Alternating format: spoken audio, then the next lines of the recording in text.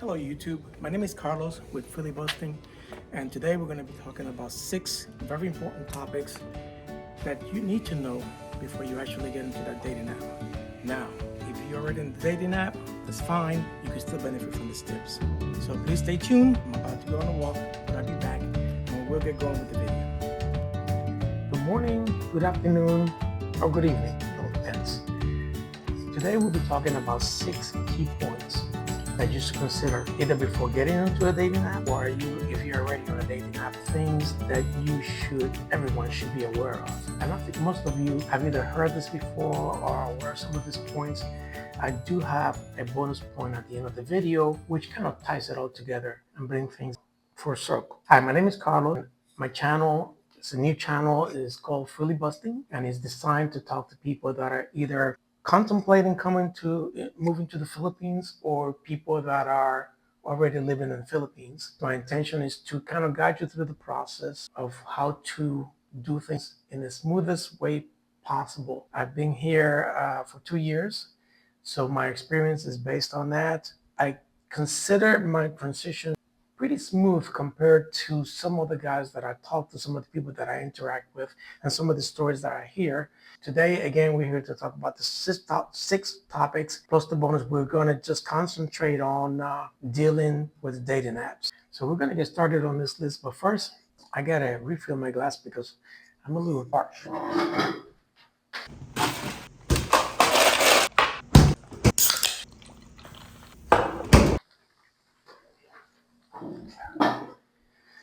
And now we're ready. There's roughly about 1,500 apps. They're saying about 30% the app users tend to have nefarious motives. So of course you'll be exposing yourself to some people that are scammers, some people that are pretending to be someone they're not, and there's all kinds of things. We're going to talk about that. The first topic I want to talk about, topic 1, is that when you do get into these dating apps, if you're talking to somebody, I want you to keep one thing in mind.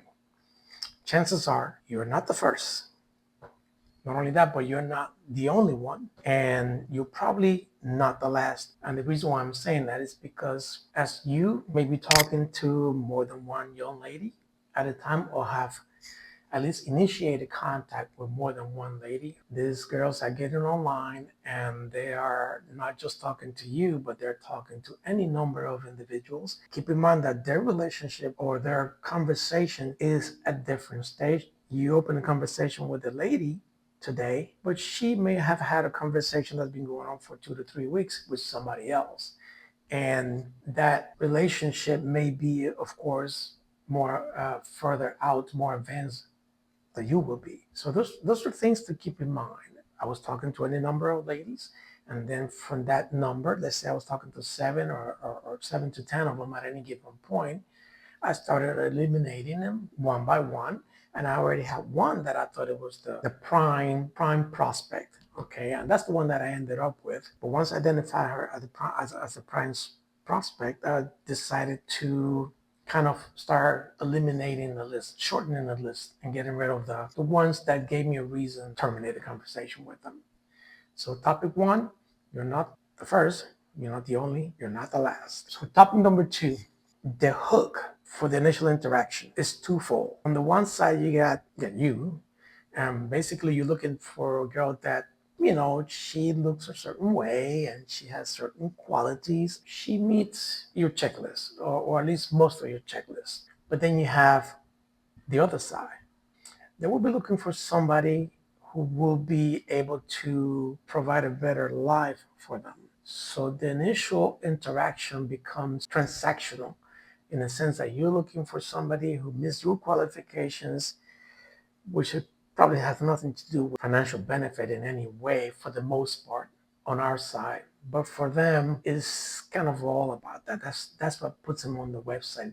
That's what has them out there looking for individuals. So when you start the conversation, you could expect for her to ask for a sign that she will be able to, I don't want to say manipulate you, but she will be able to gain some benefit from you, however small it is. It usually starts with something like low for the phone so she could talk to you, or I don't know, money for fast food, an order, something simple, and that is kind of reasonable. It's okay. Load is not that expensive. I'll do another video on load because you could provide load for way less than 200 pesos, which is about $4, just over $4. So that's not a big sacrifice on your part, but they will be looking for that. And I can tell you from my experience, when I started talking to this particular young lady, I was trying to get her to respond to me. She was being kind of cold and dry and withdrawn. She had hinted to getting money for something. It was very, very small amount, but I decided to ignore that. I wanted to play it out. I wanted to see how much I could hold out, but she was not reciprocating in the conversation. You could tell she was holding back. So when I finally sent, and it wasn't, I want to say maybe $10. It could have been for phone load, it could have been for food or whatever. Then she opened up. Of course, it's a manipulation tactics. And I saw it as it happened and I recognized it as such. But you could be expecting something like that when you get on the phone initially, uh, within the first maybe one or two or three contacts that you make with her. So it's something to be expected. I don't think it's that far out of the ordinary. Now, of course, some Filipinos will not even ask you, but just expect that initially and realistically, when you get into this relationship, more likely than not, it's going to be some sort of transactional relationship. So that's something for you to keep in mind when you start communicating with her. But try not to look at that as a total negative, because to be honest with you, that is part of the equation. That's just the way it is. We're normally dealing with individuals like me, we are advanced in age, and we're normally trying to court a much younger Filipina lady, and they are well aware of that, the gap. While it may not be the way you want to start a relationship, it's something to be mindful of, but also open to the idea. Let's keep that in mind. Item number 3, the way they ask for money. Classify this into 3 different ways. You have the direct ask for money, you have the hint or suggestion for money, which I think I just gave an example. And then you have the long game. And this is what I was talking about. Some of these young ladies that you contact through the app and you finally get them on the phone and talk to them, some of them are not experienced, or they're not, I don't know, they're naive to the ways of doing business on this dating app. So they just come right out and ask for money directly. I had one that I sent her a text, she sent me a text, and then I responded to that, and the second text that she sent me, it was a picture of all the medications that her son needed. And it was a table, like a little round table, full of medication. She didn't ask me for a penny, but she was showing me the money that she needed to replace those medications for a kid. Of course, she did that early in the relationship. To me, that was very easy decision. That's a block and eliminate from the website and move on to the next. So you will see that as well. Is not uncommon. The more experience and the ones that know their way around the websites better, or around the dating apps better, they try to throw hints or make suggestions. They don't want to come out and directly ask for money. They indirectly ask for money by hinting that, I'm so hungry. It has been so long since I eaten a Jollibee, which is the fast food place here. Or I wish I could go to the movies today, but I don't have 5 pesos to pay for the tickets. 5 pesos is about 250, just over 250. US dollars, little things like that. I'm sad because, my mom's trying to get these earrings and they cost 500 pesos, which is $10, and I can't get them from her, blah, blah, blah, but they won't ask you for money, so they keep using that. So be aware that that will come out. What I would say is to entertain that at your pace. You have to move at your pace, because you don't want to leave with your wallet. That's the wrong way to start. That leads to major problems, but that's a topic for another video. And the third one on the asking for money bit is the ones that play the long game. There's so many stories about this happening in Thailand, but it happens here in the Philippines as well. And this is the women that are really, really experienced. And they have, I don't want to say they have a script, but they have a system to where they bring you in, they string you along, they act like they're the perfect match for you. And eventually, once things get rolling and you get heavily involved with her, when they think they have you hooked, then they start asking for things like, buying land, building a house, or putting a house in a piece of land that their family may own, or buying a trike, buying a car, things like that. And those are the ones that could lead to trouble, and you really have to keep an eye out for those because some of them are very good at what they do. And there has been many foreigners, many expats that have gotten into financial bind because they fall into that trap. Again, these are some things that we could talk about later, get more in depth. But for now, I just want to cover these 6 particular topics. So item number 4, when it comes to profiles, when it comes to pictures, when it comes to documents, when I said documents, is along the lines of or pictures of prescriptions, a hospital bill, a bill to fix the roof in their house. All of those, they're so easy to fake in this day and age. Those are very easy for them to fake. And there's been cases where a Filipina has sent pictures back to the expat of a house that is being built that he's actually paying for. And it turns out it was somebody else's house and she was pocketing the money. But again, that's a longer video. We're not going to talk about that. Just be aware of the long game and be aware of the fact that when it comes to digital evidence that you could demand, I think will settle the score. Don't believe any of it. I would say video is more reliable, but even then, be careful. And I'll tell you, when you see a picture on an app and it is a very nice young lady, that could also be fake. That's so easily fake. It's crazy. I mean, they could really alter themselves. These filters are getting extremely good, so you have to be careful with that. Point number 5, you need to try to do a video call, mostly because of the reasons that we just talked about early on in the conversation.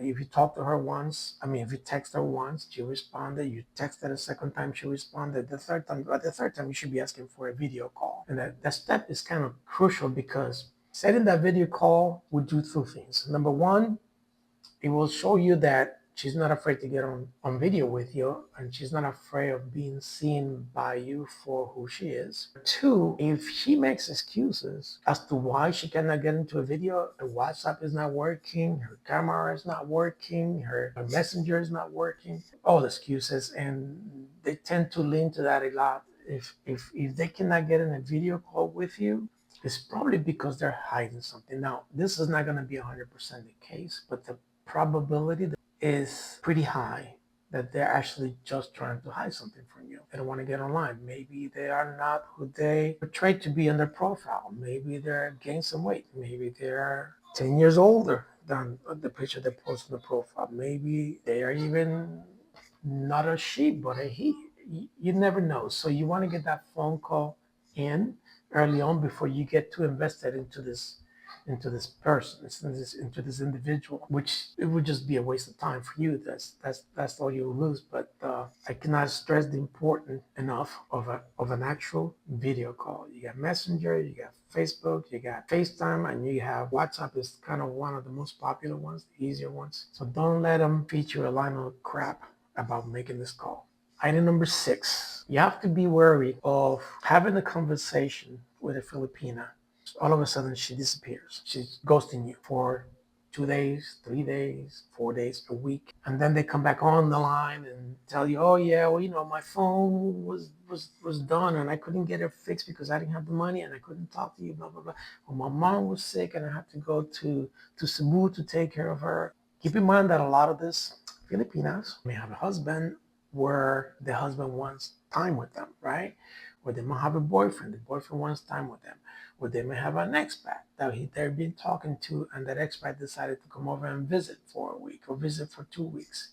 So now they're spending time with this particular person and putting you on the sidelines. So if you get ghosted for any amount of time, I said more than a day, and again, this is not going to be 100% of the time, but chances are that if you're ghosted for a day or 2, and let me say something, the Filipinas tend to be very clingy, and if they consider you a potential mate for them, if they consider you someone that they value and want to be with you, they will not drop you. On the other hand, you will have to kind of pick them up because you're probably busy either with work or you have life going on and they just want to know what you're doing all the time. Although for most of us, there's a huge time difference. So during the day while I'm at work, my girlfriend was, sleeping. So that kind of worked out better. But if the Philippines is not trying to track you down every step of the way, then you have to think about that. That could get a little annoying, but that means that they have an interest in you as opposed to you being one of many. And that concludes the list. But the bonus point for the Filipinas is a numbers game. If they're trying to lock onto one person, then they want to talk to any number. And if they have a roster, you are in competition with any number of guys. And that's when you get treated a certain way. She's not going to ask you what you're doing and stuff like that because she has other things to worry about. And these are the ones that are trying to end up in a serious relationship. Because you have the other Filipinas that don't want to end up in a serious relationship and they just want to have a sponsor that is not in country, and that sponsor will send them money to help. You don't want to get in that situation, especially for any length of time. There are Filipinas known to have 4, 5, 6, 7, 8, 10 guys that they're talking to at any given point, sending them money. And of course, when one of them decides to come to the Philippines to visit them and see them in person, all those other 5 to 9 guys will probably be ghosted and she'll disappear from the face of the earth while that foreigner is in country. And when he leaves, she tries to get back to them. And they get back to their, oh, my blah, blah, blah, my mom was sick, this and that. And the foreigner doesn't know, so they'll accept the excuse and move forward from there. If you are privy to that information, to this information I'm giving you, you should take that as a sign, a real red flag, and say, okay, but this is it. That's all the time we have for you, and we're not talking anymore. Move on to the next person. I want to add one more thing before we go. That once you're here, you realize that you have value.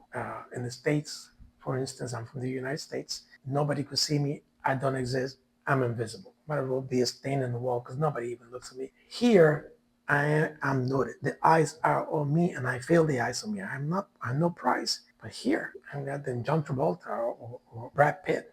Here, women stop to look and they stare. Of course, I didn't know that when I'm sitting back home in the US, being fat, dumb, and happy, but you do have higher value here, more than you probably anticipate. And the other issue is that we talk for expats that've never been here. People read it as, well, okay, so when I land, they're going to come flocking towards me and I'm going to have to fight them up with a stick. Not necessarily the case. You still have to approach, you still have to talk, you still have to come over and say, hi, how are you? I'm so-and-so. And that goes over very, very well here. In the States, if you say, hi, I'm so-and-so, they'll look at you like a freak. Where here is more active, they're more open. So keep that in mind. You will hear bloggers telling you, oh yeah, don't have a picker up here. They don't want you to be picked up. They want you to come in and land and go to your hotel by yourself and do all that. That's great. Again, I feel comfortable doing that now, but coming in new for the first time, no. I did it my way and I don't regret it at all. If you are braver than most, then yeah, you could just go ahead and come over here and go check into the hotel and the next day get up and start walking and just start talking to people. And I'm in the Cebu area. Cebu is the second largest city here in the Philippines. Filipinos tend to be very receptive to you when you approach them first. At face value, friendly, approachable, open to conversation. Male and female. The only reason why females will shy away from you is because they're shy. Because some of the Filipinos are very, very, very shy. And if their English is not up to par, if they're not confident about their communication skills in English, then they kind of hide in the corner from you. But even the kids, anyway, that's all I have for now, guys. Again, welcome to the channel. This is my first video. Well, officially my first video. I have other videos, but they're not related to relationship. They're related to traveling. I've been to a few places and I've started making videos about those. So you might find one of those videos here and you might find a second video here. So give them a look. If you like this video, please like, and if you have questions, if you have opinions, if you disagree with anything that I'm saying, do comment and do click that like. Well, you guys have in my case, a good evening. Bye.